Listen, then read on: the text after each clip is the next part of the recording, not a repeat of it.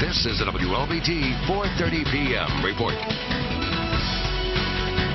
Stephanie Belfont joins us now. Today we're talking about stomach issues in children. If you have questions, you can send them to the doctors at wlbt.net. Joining us today is Dr. April Ulmer with Baptist Health Systems, actually GI Associates. Thank you so much for joining us. Thank you for having me. I made fun of myself a couple of weeks back, I guess. I said, you know, I always just told my kids I was growing pains and shoot them off. Absolutely. Like, you're not supposed to do that. Because it can be something serious. That's very true, and that's one of the questions that I get from a lot of parents is, when should I be worried? You know, my child complains of tummy aches from time to time. You know, should I be worried, or are they just trying to skip school, or when is it a problem? So it's a very common question that I get from parents. So when do you know there's a problem? Well, lots of times what I tell parents is, if it's a symptom such as a tummy ache that's been going on for some time, meaning, you know, several weeks or several months, then that's an indicator that they should probably seek medical care. Obviously, if there's another problem such as a virus, and they have fevers, diarrhea, maybe tummy pain, then I think it's safe to wait it out, especially if the child otherwise looks very healthy, is not dehydrated, not losing weight. Another thing to consider is, even if the symptoms come and go over time, if the symptoms seem to be escalating. And what that means is the symptoms are occurring more frequently, or they seem to be increasing in severity, then that's also an indicator that something serious might be wrong. And, you know, I think a good rule of thumb is, or what I often tell my parents is, no matter what the child looks like to me, if mama's worried, then I'm worried. You know, parents know their kids better than anyone, so I think that that's a good rule of thumb. What's usually the most common problems when it comes to the tummy aches and why people are coming in to see you? Well, you know, obviously, with common things being common, with most children being otherwise healthy, you know, I definitely see a lot of reflux, a lot of gastritis due to viruses and other things, but it really depends on the age of the child. Obviously, in new babies, I do see a lot of reflux, some colic. In my adolescents, though, sometimes I see things such as irritable bowel, some gastritis, but also you tend to see more serious things, more chronic diseases such as celiac disease, which is a reaction to gluten, inflammatory bowel disease, which is a chronic inflammation of the GI tract, which is a lifelong diagnosis. So I think it really depends, but I do see a lot of otherwise healthy children who just have tummy aches and need some management and some guidance. But like I said, it's always appropriate to seek medical attention if your child isn't doing well. Another thing that's important is that if you notice that your child is withdrawing from everyday activities, you know, that's also an indicator that something serious might be wrong, such as one of the more chronic diseases that I mentioned. Yeah, and if you diagnose those earlier, is it helpful in treating it for a longer, better life?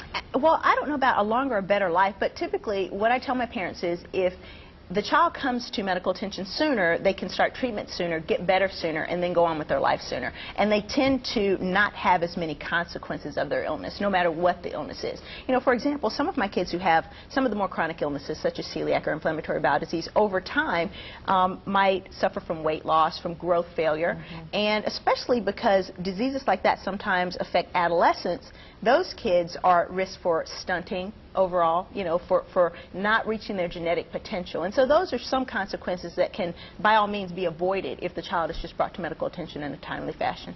Should you ever give your small children laxatives to help them go to the bathroom? I know that a lot of children don't go regularly, so what should you do in that case? And they complain, my stomach is bothering me. I think that's an excellent question. I get that a lot. I think that sometimes laxatives are appropriate, but only in the very short term. Obviously, some laxatives are stimulants, and those are the laxatives that, if given chronically, pose the risk of being habit-forming for the child's gut. I tend to use more stool softeners, which are benign, but if a child has a long-standing history of difficulty going to the bathroom, that's another reason to bring him to a pediatric gastroenterologist. Try your pediatrician, but sometimes a pediatric gastroenterologist is needed for long-term maintenance. You know, I see a lot of kids who have been diagnosed previously with irritable bowel syndrome, for example, and mom says, well, I had the same thing when I was a kid, I have the same thing now. And the question is whether or not, if mom had gotten appropriate treatment when she was a child, would she have irritable bowel syndrome now? So I think that in the short term, I think it's okay, but I think that if that tends to be more of a pattern requiring medicines to either treat your child for difficulty with going to the restroom or even for tummy aches, then it's always a good idea to get them evaluated as well. Dr. April Ulmer, thank you so much. She's going to be back, so if you have any questions, you can email us at the doctors, wlbt.net, and we'll take more of your... And the only one in the state in private practice. Absolutely. You have a seminar. People want to talk to you kind of one-on-one. You have a public seminar coming up. You want to tell people where it is? I absolutely do. It's called Kids Can Cramp. Tuesday, February 10th at 11:45 in the Mississippi Baptist Medical Center, Madison campus, in the community room. The seminar is completely free. All we need you to do is give us a call if you'd like to register. There is the option of purchasing lunch at the seminar for $5, but otherwise, absolutely free, and the public is welcome. Absolutely. I love this title, Kids, Cookies, and Cramps, Right. because that's when you usually get the tummy aches. Ate too much sweet, the birthday parties. Is that the most common time? Is it still? It's very, very common. But typically, you know, parents are very good at identifying when that's the problem. You know, little Johnny overate, you know, he's at the birthday party and ate too much cake. But what I see is more chronic tummy aches. And sometimes it is related to foods. Sometimes parents and kids can pinpoint very commonly or very clearly which foods give them trouble.